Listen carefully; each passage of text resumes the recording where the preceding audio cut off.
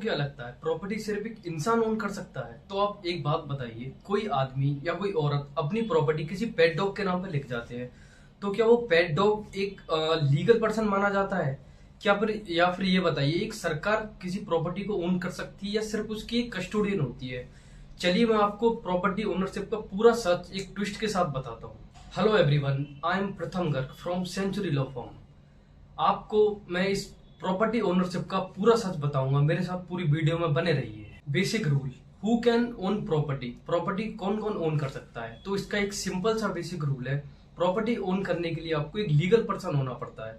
Legal person यानी जिसको law right and duties दोनों दे सके, उसको हम लीगल पर्सन बोलते हैं। चलिए मैं आपको इनकी कैटेगरीज बताता हूँ। पहली कैटेगरीज है आपकी नेचुरल पर्सन। नेचुरल पर्सन यानी कोई लिविंग पर्सन जो कि इसकी लीगल आइडेंटिटी होती है। सेकंड आपका आता है आर्टिफिशियल पर्सन, लाइक उसको जूरिस्टिक पर्सन भी कहते हैं। आर्टिफिशियल पर्सन यानी कोई इंडस्ट्रीज हो गई या फिर कोई ट्रस्ट हो गए, उनके लिए काम आता है। एक तीसरा होता है हमारा माइनर्स। माइनर्स यानी कोई बच्चा जो है वो भी प्रॉपर्टी ओन कर सकता है, बट जब तक वो 18 साल का नहीं हो जाता तब तक उसकी प्रॉपर्टी उसके गार्जियन मैनेज करते हैं। अब आता है हमारा पहला twist, can animal own property, क्या जानवर भी प्रॉपर्टी ओन कर सकते हैं? तो इसका सीधा सा जवाब है नहीं। इंडियन लॉ के हिसाब से तो नहीं। इसमें जो पेट होते हैं, लाइक एनिमल होते हैं, वो डायरेक्टली किसी प्रॉपर्टी को ओन नहीं कर सकते। इस आपने सुना होगा, लोग अपनी प्रॉपर्टी पेट के नाम पे गिफ्ट कर जाते हैं, मतलब एक ट्रस्ट बना देते हैं। क्या ये पॉसिबल है? तो इसका एक सीधा जवाब है हाँ, ये पॉसिबल है, बट इसमें एक ह्यूमन ट्रस्टी को वो अपॉइंट करते हैं जो कि एनिमल की देखभाल के लिए एक ट्रस्ट बनाता है। लाइक एनिमल जो है, पेट जो है, डायरेक्ट किसी प्रॉपर्टी को ओन नहीं करता है। क्या गवर्नमेंट प्रॉपर्टी ओन कर सकती है? ये हमारा दूसरा ट्विस्ट है। तो इसका आंसर थोड़ा लेयर्ड है। गवर्नमेंट जो है दो कैटेगरीज में प्रॉपर्टी ओन कर सकती है।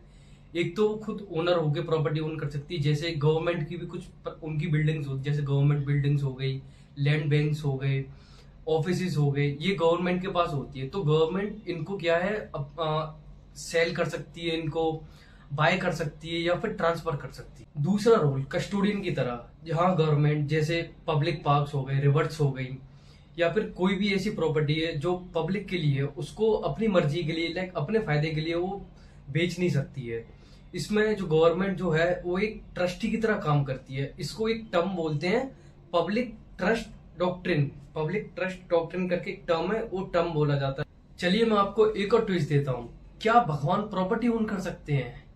ये एक अलग क्वेश्चन है, क्या भगवान एक प्रॉपर्टी ओन कर सकते हैं? तो अपने इंडियन लॉ में एक कॉन्सेप्ट है जूरिस्टिक पर्सन का। जूरिस्टिक पर्सन यानी कि कोई एक ऐसी एंटिटी जो इंसान नहीं है, पर लॉ उसको राइट एंड ड्यूटीज दोनों देता है। कोर्ट्स के नए जजमेंट के हिसाब से मंदिरों की मूर्ति को भी जूरिस्टिक पर्सन माना गया है।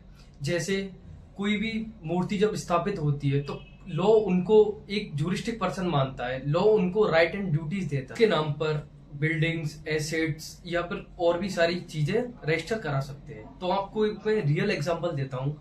रामलला वाला जो अयोध्या वाला जो हमारा केस था, उसमें जो रामलला थे वो खुद एक पार्टी थे कोर्ट में, जिसमें कोर्ट ने उन्हें एक जूरिस्टिक पर्सन माना था। लेकिन यहाँ पर एक ट्विस्ट है, भगवान अपनी प्रॉपर्टी खुद मैनेज नहीं करते, उनकी property manage temple trust committee manage करती है उनकी प्रॉपर्टी को।